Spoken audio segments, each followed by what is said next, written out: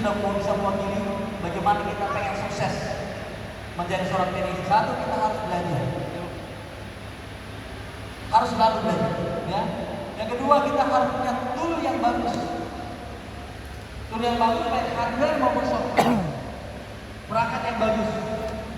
Selanjutnya kita harus punya manajemen yang bagus. Anda sekolah bagus, tool bagus, manajemen berantakan, Anda nggak tahu penghasilan Anda berapa. Ya, Anda satu hari dapat 3 juta, dikira 3 juta itu untung semua.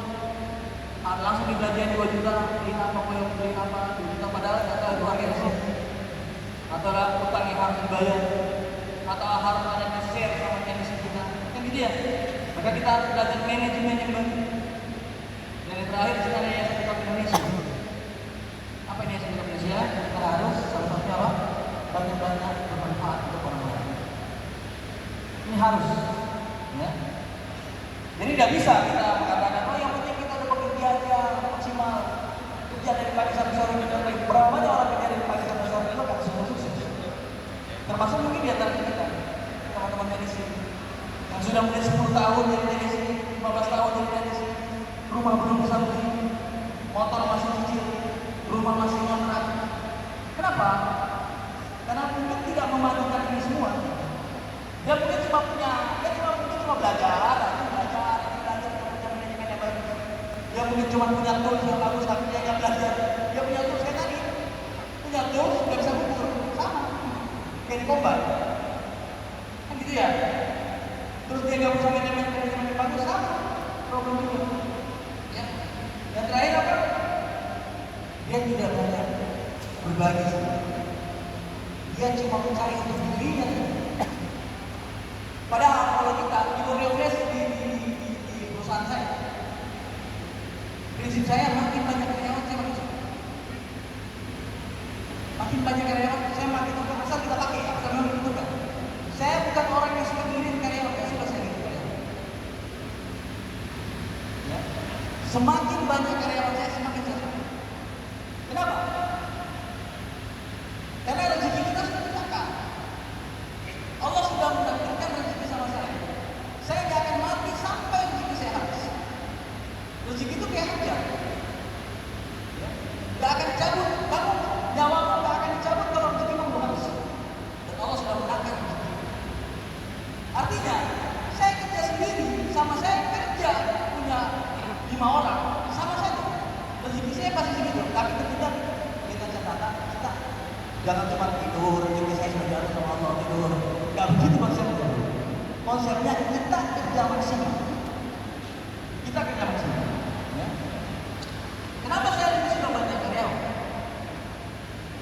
Karena dengan banyak karyawan, banyak sebenarnya rezeki saya hari ini masih rezeki Anda 1.000, 1.000. Cuma kadang-kadang ada karyawan saya, rezeki Anda itu lewat saya. Rezeki Anda lewat saya tetap keadaan. Cuma Allah pengen kasih saya pahala. Apa? Paham? Nah, ini konsepnya begini. Jadi konsep begini kita perlu kita. Belum paham Ustaz, ulang. Belum paham? Belum paham. Hari Belum jelas. belum jelas. Karyawan harus banyak. Bukan. Dengan banyak karyawan yang saya. Dengan banyak karyawan. Ya, maka satu. Kalau di Borneo, alumni Borneo markas apa sih? Alumni Borneo markas. Ada Borneo Boyolali ya? Pada saat sholat di masjid penuh apa enggak? Penuh ya? Yang penuhin siapa? Karyawan. Pada saat sholat, karyawan siapa? Banyak yang mendoakan usaha.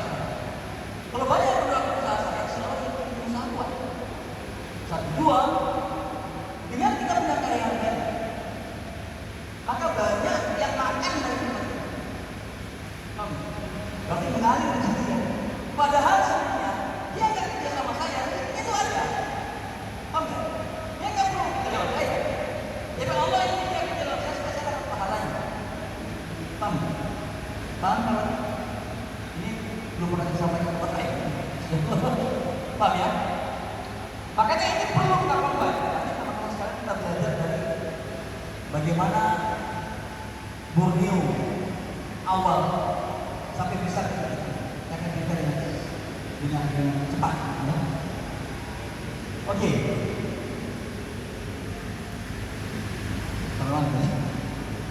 Jadi ini harus kita combine, teman-teman. Jadi jangan sampai teman-teman semua berpikir saya bekerja aja atau saya sholat saya dosa kerjakan itu saya udah diatur. Enggak begitu maksudnya.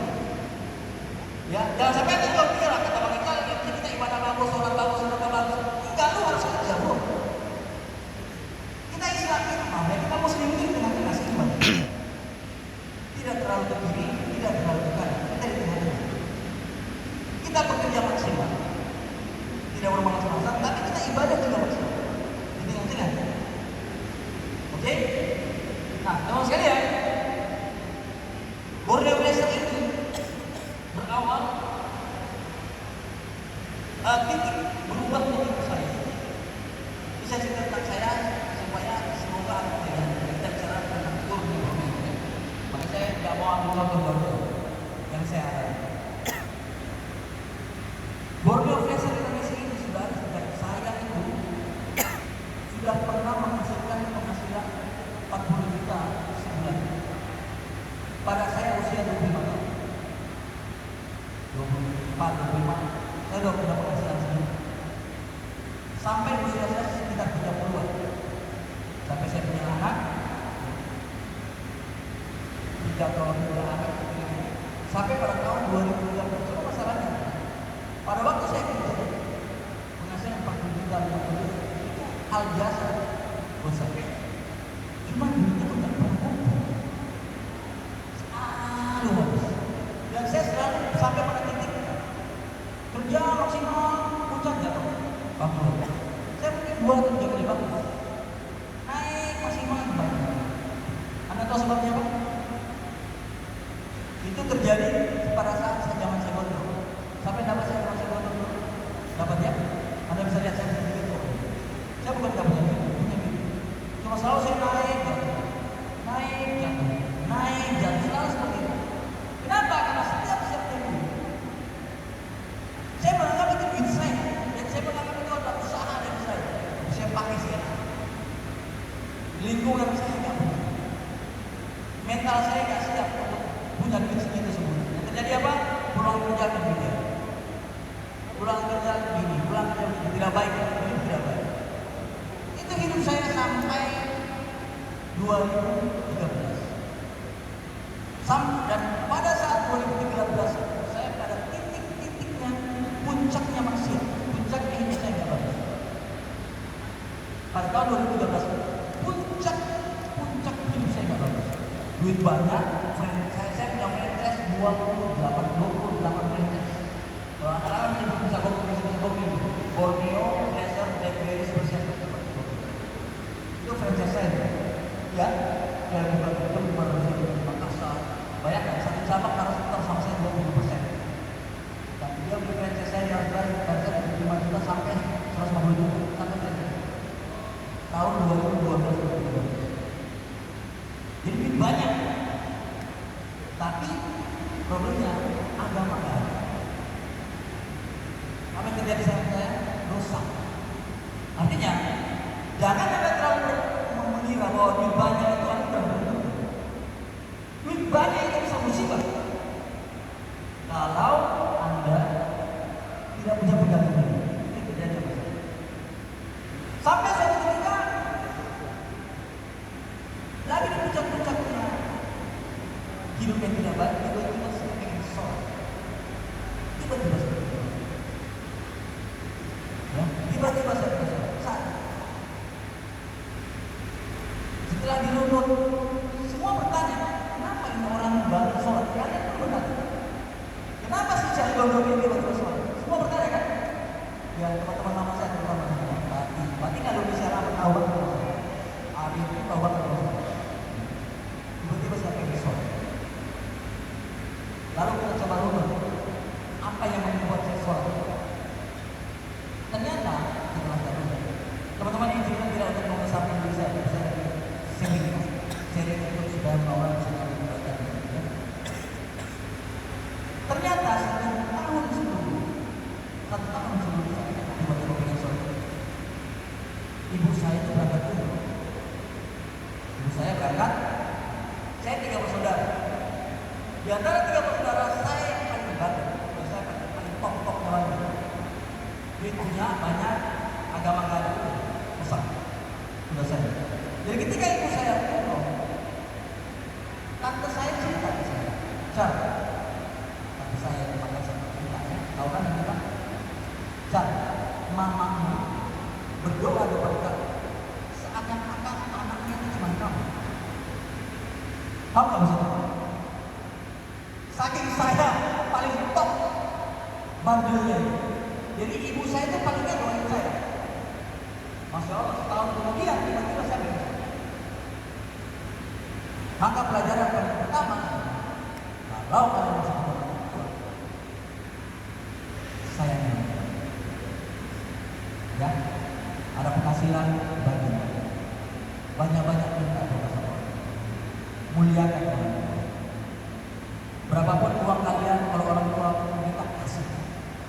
Kita tidak akan pernah miskin dari membagi rezeki kepada orang tua. Tidak. Ya. Siapapun kalian yang masih punya orang tua, sayangi orang tua. Saya udah gak punya orang tua. Ibu bapak udah punya. Ya sudah. Kita pakai cara lain dengan bapak. Ya, itu yang pertama. Oke? Siapapun yang masih punya orang tua, terutama masih punya ibu, banyak kita doa sama dia. Saya dulu nggak percaya doa. Sejak kejadian itu, kalau saya punya masalah ini banyak doa. Sejak saat itu kalau saya punya masalah, doa saya paling punya solusi saya paling utama. Saya berdoa. Saya pernah punya problem dengan teman-teman teknis. Saya dikeroyok hampir sesat Indonesia. Yang saya lakukan, saya berdoa sama Allah. Apa yang terjadi? Saya baik-baik saja sampai sekarang. Kalian masih menang sekalian, saya datang sini, kalian semua masih datang. Alhamdulillah, tapi kalian tidak benci sama saya. Dan saya yakin kejadian ini itu cuma salah paham. Artinya teman-teman sekalian sekarang, pelajaran dulu, percaya sama Allah. Dan berdoalah. Berdoa itu kayak kita manah. Yang kita nembak. Kita nembak itu harus waktu yang tepat. Harus tahu waktu-waktu yang tepat untuk berdoa supaya tepat sasaran. Salah satunya tempat doa yang mustajab adalah yang paling gampang. Jangan usah ngomong sama 3 malam, nggak usah ngomong gitu, susah. Antara azan dengan ikam. Tahu ada azan kan? Setelah azan sebelum dikomang itu waktu sangat mustajab untuk berdoa. Berdoa sih. Minta. Oke? Jadi apa? Pelajaran kedua, harus percaya sama Allah. Kita kadang-kadang terlalu percaya diri, lupa berdoa sama Allah. Padahal Allah yang mudahkan semua urusan kita. Kalau Allah nggak mudahkan, nggak mudah urusan kita. Pelajaran kedua adalah apa? Banyak-banyak berdoa. Ya. Selanjutnya, teman-teman sekalian, setelah saya hijrah sampai Madinah, langkah selanjutnya yang saya lakukan adalah belajar. Belajar apa? Ya belajar agama tadi. Dari belajar agama itu saya lagi tahu tentang satu riba. Tahun 2014 setelah saya hijrah, setelah saya ngaji, saya baru tahu mobil saya riba, rumah saya riba, toko saya riba, semuanya riba. Waktu itu saya cuma punya 3 harta itu. Punya mobil Terios, leasing. Punya ruko yang saya pakai model flasher legal bisa terima papan itu, leasing. Punya rumah, istri baru pindahkan di rumah, leasing, KPR. 3 dari yang saya lakukan, saya orangnya nggak pernah setengah-setengah. Apapun yang saya lakukan, saya usahakan maksimal. Yang saya lakukan adalah saya jual semua harta riba itu, dan saya benar-benar nol. Dari hasil menjual semua harta itu, saya dapat 50 juta. Dari hasil menjual rumah, ruko, mobil tadi, tersisa 50 juta. Karena pada waktu itu prinsip saya adalah saya jual mobil yang penting lunas, bayar lunas. Saya jual rumah itu 1,3 miliar.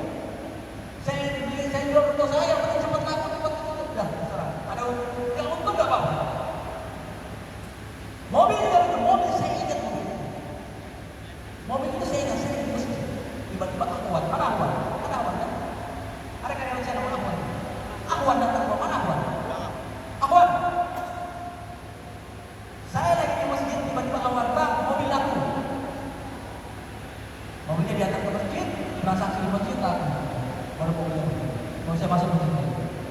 Mobilnya dipakai untuk bayar listrik. Pulang dari situ, saya ada kelebihan duit 50 juta. Dari hasil jual rumah, saya udah cicil bertahun-tahun cuma dapat 50 juta. Biasa. Cuma kelebihan 50 juta. Uang 50 juta ini saya pakai umroh bersama sahabat saya. Lalu saya banyak berdoa. Salah satu doa saya, Allah, saya pengen, karena saya punya duit itu. Kalau saya pengen, saya bisa umroh. Saya pengen aja ibu saya masih.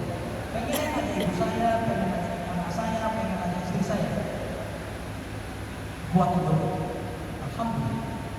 Setelah tahun-tahun itu saya bisa bawa ibu saya umroh, saya bisa bawa istri saya umroh, saya bisa bawa anak saya umroh. Padahal saat itu saya berdoa itu, nol saya tidak punya apa.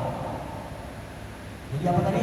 Percaya sama kekuatan doa, tapi harus bersungguh-sungguh dan kita tetap harus bekerja tentunya.